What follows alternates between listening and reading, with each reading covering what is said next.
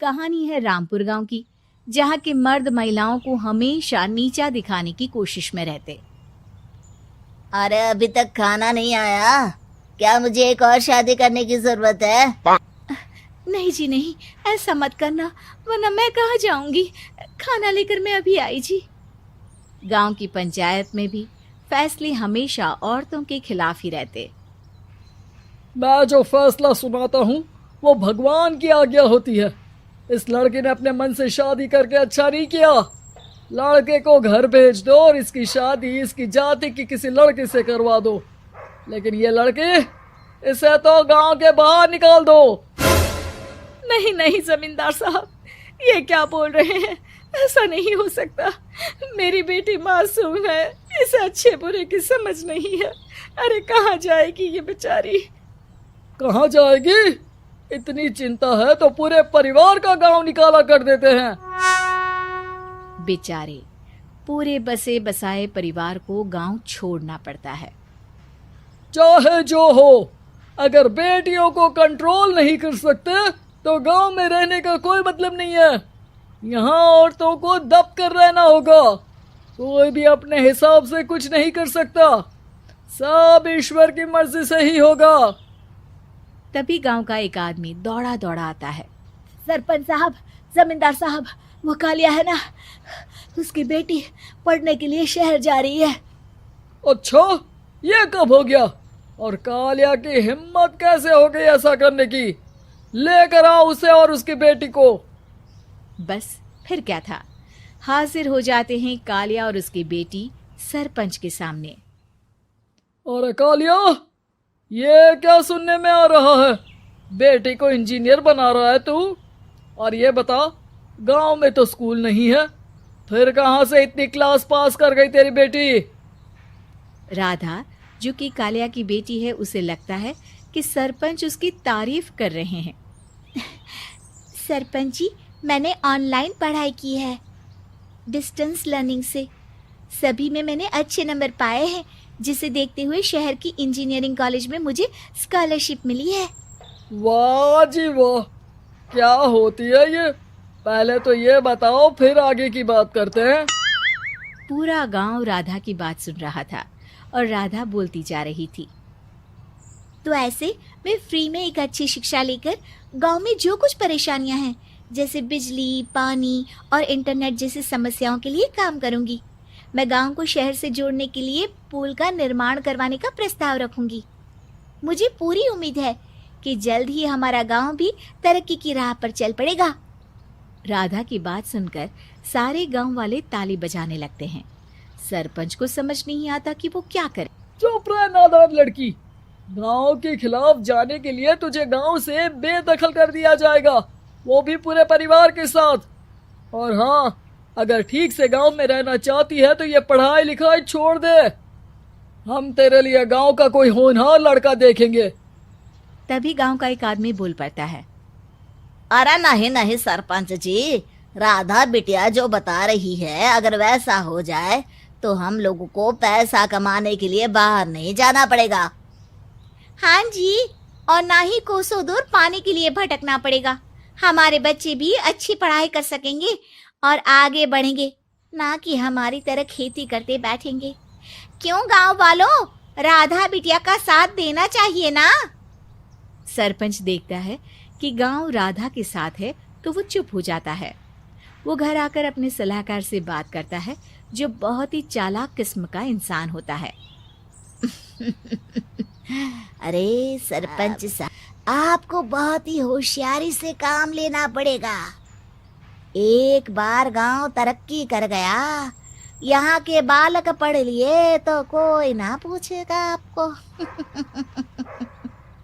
और फिर ये जो बेटा और बेटी है ना आपके, इनको भी आम लोगों की तरह ही जीवन जीना होगा।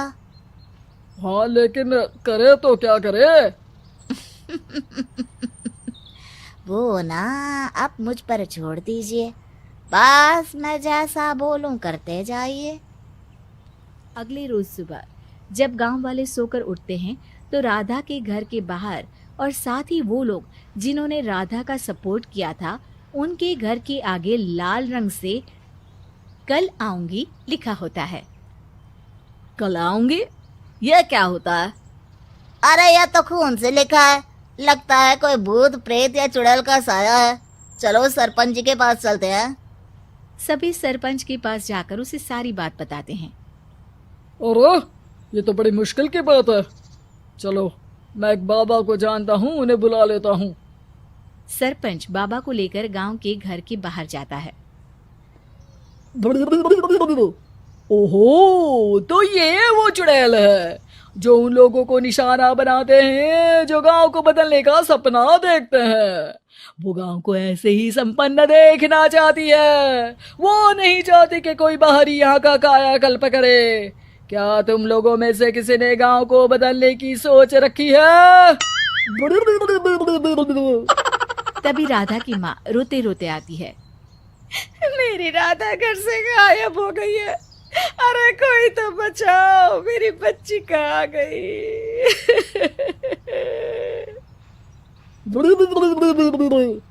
ले गई वो चुड़ैल, तेरी बच्ची को ले गई।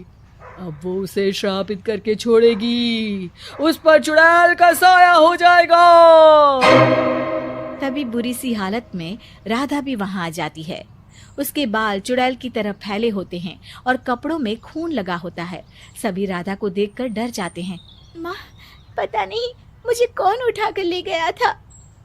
अरे दूर दूर हो जा चुड़ैल, अब हम लोग इस गांव में नहीं रुकेंगे। अरे कैसे बातें कर रहे हैं आप?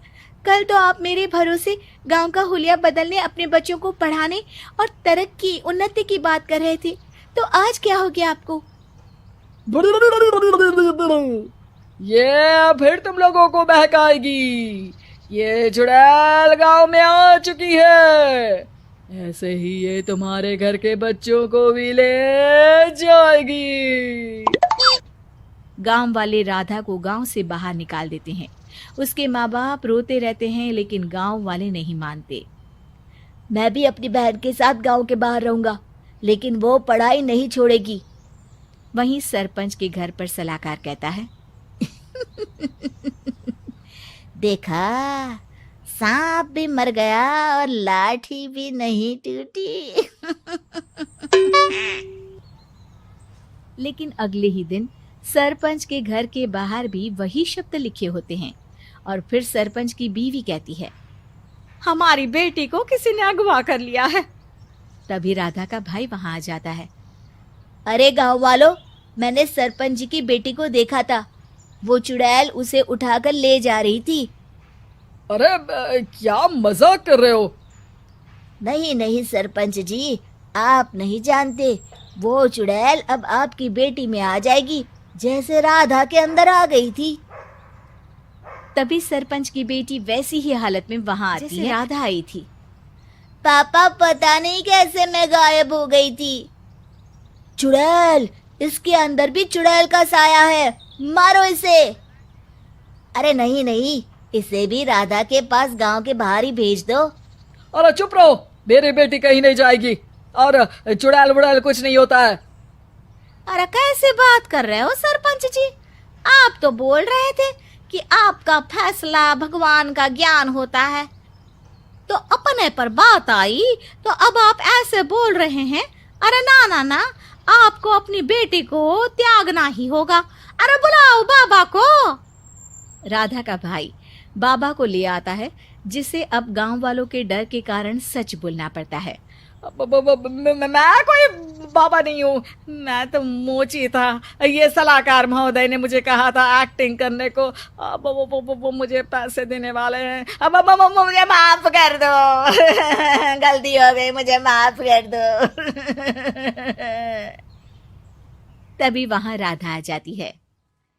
देखा सरपंच जी, जब गांव के बच्चे साक्षर होंगे तो आप जैसे लोगों की चालाकी नहीं चलेगी।